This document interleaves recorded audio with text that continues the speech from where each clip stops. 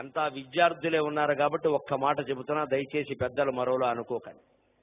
ఇవాళ వృద్ధాశ్రమాలు ఎలా పెరుగుతున్నాయో సంతాన సాఫల్య కేంద్రాలు కూడా అలా పెరుగుతున్నాయి, గమనించండి. చాలా తీవ్రమైన సమస్యగా ముందు ముందు మారబోతోంది. భారతదేశ భవిష్యత్తును దృష్టిలో పెట్టుకుని నేను చెబుతున్నా, సంతాన సాఫల్య కేంద్రాలు పెరుగుతున్నాయండి ఈ దేశంలో. ఎందుకండి? ఒక సంతాన సాఫల్య కేంద్రం నడుపుతున్న భార్యాభర్తలు ఇద్దరు వైద్యులు నాకు చెప్పారు స్వయంగా, అయ్యా మీరు ఇది చెప్పి పుణ్యం కట్టుకోండి బాగుంటుందని. ఇవాళ యువతరంలో సంతానోత్పాదక శక్తి మగవాళ్లలో నశిస్తోందండి. మీరు నన్ను మన్నిస్తే దానికి ప్రధానమైన కారణం జీన్స్ ప్యాంట్. దీని వెనకాల ఉండే శాస్త్రీయత చెబుతాను, దయచేసి మరోలా అనుకోకండి. పురుషులకి వీర్య కణాలు ఎక్కడ తయారవుతాయో తెలుసు.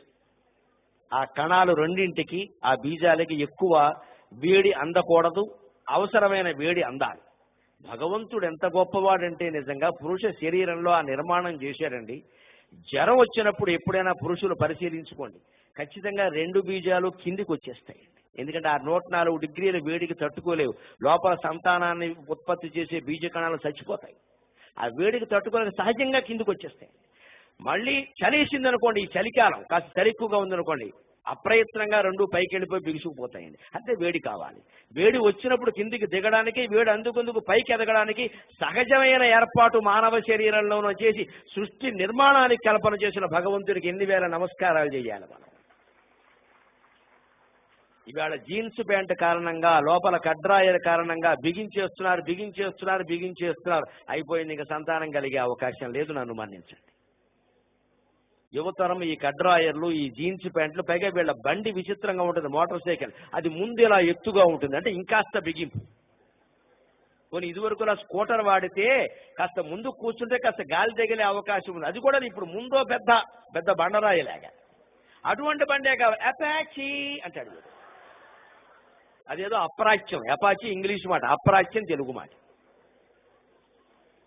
అపాచీ బండి వాడినా, ఇటువంటి వస్త్రాలు లోదుస్తులు ధరించినా, జీన్స్ ప్యాంటే ఎప్పుడు రాత్రి పడుకునేటప్పుడు కూడా అదే వేసుకుంటారు. చాలా దారుణం అండి అది. పడుకునేటప్పుడు ఖచ్చితంగా గాలి దిగిలే విధంగా లుంగీ కట్టుకోవాలి. పైగా వీళ్ళని చూసి ఆడపిల్లలు నేర్చుకున్నారు, వీళ్ళు బంగారంగా, వాళ్ళు జీన్సే. వాళ్ళకి గర్భధారణ కష్టమైపోతుందమ్మా ఈ నొక్కేయడం కారణంగా. వీళ్ళకి అసలు సంతానోత్పత్తి కణాలే నశిస్తున్నాయి. సంతాన సాఫల్య కేంద్రం డాక్టర్లు భార్యాభర్తలు ఇద్దరు నాకు చెప్పి, అయ్యా మీరు సామాజికమైన విషయాలతో వ్యాఖ్యానం చేస్తారు, మరెవరికైనా చెబితే ఇలాంటివన్నీ సభలో ఎందుకండి అంటారండి, మీరైతే చెప్తారు, మీకు సమాజం మీద ప్రేమ ఉంది చెప్పండి అంటే, నా పని అదమ్మా, నేను చెబుతానని చెప్పాను. నేను ఖచ్చితంగా ఇది ఆలోచన చేయండి. క్షేమం కోరి చెబుతున్నాను ఖచ్చితంగా. నేను 2 పిల్లల తండ్రిని. నేను ముందు ఇంటికి రాగానే నా కొడుకులిద్దరికీ చెప్పాను. వాళ్ళిద్దరూ, నాన్నగారు ఇంతవరకు మాకు ఆ విషయం తెలియదు, ఎవరూ చెప్పలేదు, నాకు తెలియదురా చేసి చెప్పేవాడు అన్న. అందులో ఒక కొడుకు వెంటనే జీన్స్ మానేస్తానని చెప్పాడు. రెండో వాడు కొంచెం టైం అడిగాడు. ఎందుకంటే వాడికి ఇష్టమైనవి ఏవో ఉన్నాయి, అవి కాస్త తొడిగేసి నేను తర్వాత ఫోన్ లేదా పర్వాలేదు ముందు విన్నాం చాలే అన్న. మీరేం వేషం వేశారు అనేది ఏం సంబంధం లేదమ్మా, దాని వేషాన్ని బట్టే ప్రవర్తనలు ఉండవు. ఏ వేషం వేసినా బాగానే ఉంటారు, ఎంత మంచి వేషం వేసినా బాగా ఉంటారని ఏం చెప్పలేం, దాన్ని బట్టి ఉండదు. కానీ శారీరకంగా జరుగుతున్న నష్టం చెబుతున్న ఈ యువతను. పైగా మీరంతా తర్వాత సాఫ్ట్వేర్ ఉద్యోగాల్లో చేరుతున్నారు సుమారుగా, కాల్ సెంటర్లో కానీ ఇంకో చోట, ఇక్కడ కాన్వెంట్లో గంటలు కూర్చున్నారు. మీరు కూర్చున్న చోట ఎప్పుడైనా చదివే విద్యార్థులు 6-7 గంటల వరుసగా కూర్చున్నాక మీరు కూర్చున్న చోట చేయి పెట్టండి, అది వేడిగా ఉంటుంది. కారణం ఒంట్లో వేడి కిందికి దిగింది.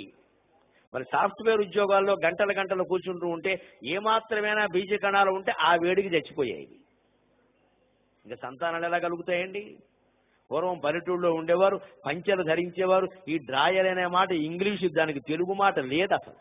ఎందుకంటే వేసేవాళ్ళు కాదు, శుభ్రంగా గాలి తగిలేది. ఆడవాళ్ళకి మగవాళ్ళకి ఎటువంటి ఇబ్బంది లేకుండా పొలం పని ఏదైనా వస్తే ఆ పంచి కాస్త పైకి కట్టేవారు, లేకపోతే పంచి కిందకి తీసేసేవారు. అందుకే శుభ్రంగా ఒక్కొక్కళ్ళకి 10 మంది పిల్లలు కలిగారు. అంతా గుణపాలు లాంటి పిల్లలే కలిగారు శుభ్రంగా.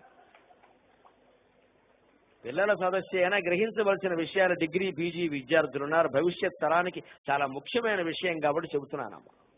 ఈ వేషాల్లో మార్పు రాకపోయినట్టయితే తర్వాత ఇవాళ ఏదో యువతరం బాగున్నారు అంటున్నారు, వీళ్ళందరూ ఒక 20 ఏళ్ళు దాటాక ముసలి వాళ్ళు అయిపోతారు కదండి.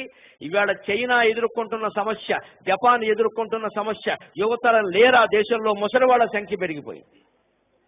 కానీ భారతదేశం అదృష్టం, ఇవాళ నా ముందు కూర్చున్న పిల్లల వయస్సు లాంటి వాళ్ళు దేశమంతా 140 మంది ఉన్నారండి.